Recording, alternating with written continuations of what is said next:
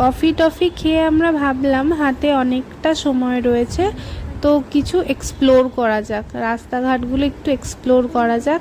তো আগের বার এসে যেহেতু তেমন ঘোরাঘুরি হয়নি, সেই কারণে আজকে আমরা ভাবলাম যে হসপিটালের সামনে দিয়ে যে রাস্তাগুলো গেছে ওগুলো কোথায় গেছে সেটা একটু দেখে আসি। তো সেই জন্য আমরা এই রাস্তাটা এসেছি, আর এসে তো আমরা ভীষণ সারপ্রাইজ যে এরকমও একটা মার্কেট এদিকে ছিল। এটা মার্কেট ঠিক বলা যায় না, বেশ ভীষণ সুন্দর একটা রাস্তা, মানে দুই সাইড দিয়ে হাঁটার জন্য।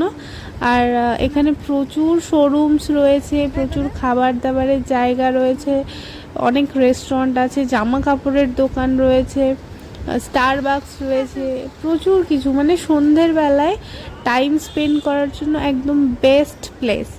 তো আমরাও ওখানে কিছুক্ষণ সময় কাটালাম, একটু হাঁটাহাঁটি করলাম, তারপরে অনেকক্ষণ বসে, মা বেশিক্ষণ হাঁটতে পারছিল না, মা একটা জায়গায় বসেছিল, আমিই ঘোরাঘুরি করছিলাম, আমি আর মামা মিলে।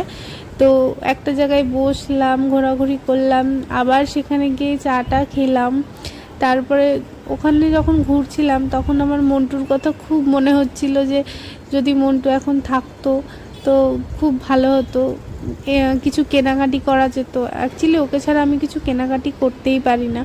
তো যাই হোক, তারপরে হাঁটাহাঁটি করে অনেকটা হেঁটে ফেলেছিলাম, তো সবাই খুব টায়ার্ড হয়ে গেছিলাম।